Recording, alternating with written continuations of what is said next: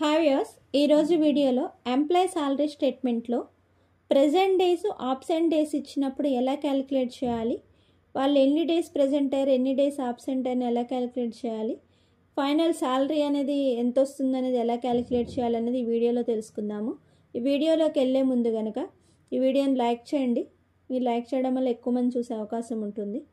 ఇక్కడ వచ్చేసరికి employee names, ఏ month యొక్క శాలరీ అనేది క్యాలిక్యులేట్ చేస్తున్నామో మెన్షన్ చేసాము.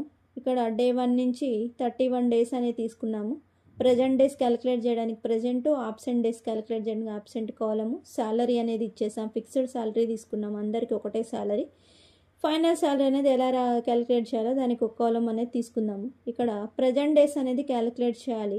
ఆల్రెడీ ఇక్కడ ఎన్ని డేస్ ప్రజెంట్ ఎన్ని డేస్ ఆబ్సెంట్ అనేది నోట్ చేసి ఉంచాము. ఇక్కడ వచ్చేసరికి ప్రజెంట్ డేస్ అని క్యాలిక్యులేట్ చేయడానికి కౌంట్ ఇఫ్ అనే ఫార్ములా యూజ్ చేస్తాము. Equal count if bracket day 1 నుంచి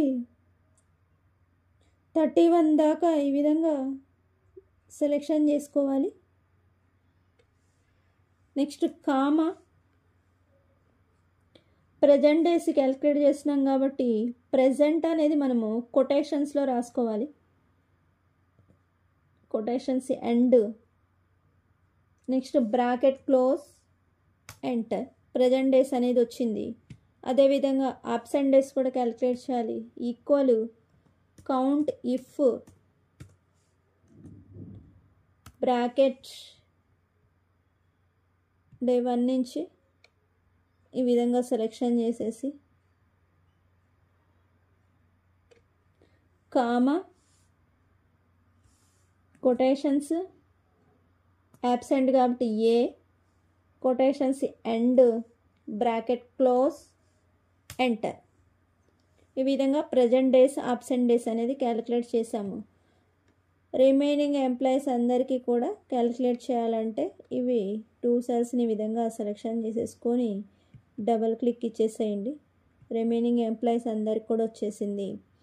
మీరు ఇక్కడ ఒకవేళ ప్రజెంట్ డేస్ బదులు ఆబ్సెంట్ ఏదైనా మిస్టేక్ చేసినా సరే దాన్ని కరెక్షన్ ఎలా చేసుకోవాలంటే కనుక మళ్ళీ క్యాలిక్యులేషన్ అనేది చేయాల్సిన అవసరం లేదు. ఎక్కడైతే మిస్టేక్ పడింది అక్కడ ఇక్కడ పీ ప్లస్లో యాబ్సెంట్ రాయాలి. పీ రిమూవ్ చేసేసి నేను ఏ ఇచ్చాను. ఏ ఇచ్చినప్పుడు ఇక్కడ ఏం చేంజ్ అనేది లేదు. చూడండి ఎప్పుడు చేంజ్ అవుతుందంటే మీరు ఎంటర్ అనేది ప్రెస్ చేసినప్పుడే చేంజ్ అనేది వస్తుంది. ఇంకొకసారి చూడండి, ఇక్కడ 1 డేనే అబ్సెంట్ ఉంది, ఇంకొక డే యాడ్ చేసినాను. పే రిమూవ్ చేసేసి ఏ ఎంటర్, 2 డేస్ అనేది వచ్చేసింది.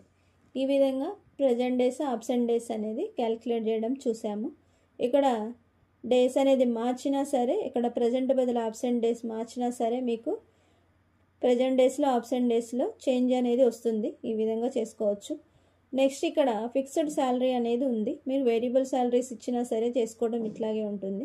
నెక్స్ట్ ఫైనల్ శాలరీ అనేది క్యాలిక్యులేట్ చేయాలంటే కనుక ఈక్వల్ ఫైనల్ శాలరీ మీద క్లిక్ చేసేసి బై నెంబర్ ఆఫ్ డేస్, ఎన్ని డేస్ మొత్తం 31 డేస్ కాబట్టి 31 నోట్ చేయాలి మనమే, ఇంటూ ఎన్ని డేస్ అయితే ప్రజెంట్ ఆ ప్రజెంట్ డేస్ మీద క్లిక్ చేయాలి. ఎంటర్ బటన్ ప్రెస్ చేయండి. ఇక్కడ ఫైనల్ శాలరీ అనేది వస్తుంది. ఇక్కడ ప్రజెంట్ డేస్కి చేసాము. ఆబ్సెంట్ డేస్ కూడా ఎన్ని డేస్ ఆబ్సెంట్ అయితే పర్ డే శాలరీ అనేది ఎలా క్యాలిక్యులేట్ చేయాలో కూడా చూడొచ్చు. ఈక్వల్ టోటల్ శాలరీ మీద క్లిక్ చేయండి. By 31 days into absent days మీద క్లిక్ చేయాలి. ఎంటర్. పర్ డే శాలరీ కూడా వచ్చేసింది. ఇది అందరికీ చూడాలంటే కనుక ఈ విధంగా డ్రాగ్ అనే చేయండి, లేకపోతే డబుల్ క్లిక్ అని ఇవ్వండి.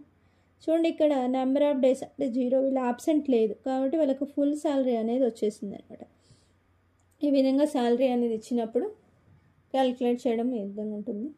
ఇంతే. ఈ వీడియో కనుక నచ్చితే లైక్ చేయండి. మన ఛానల్ని సబ్స్క్రైబ్ చేయని వాళ్ళు సబ్స్క్రైబ్ చేయండి. ఈ వీడియోని మీ ఫ్రెండ్స్ అందరికీ షేర్ చేయండి. Thanks for watching.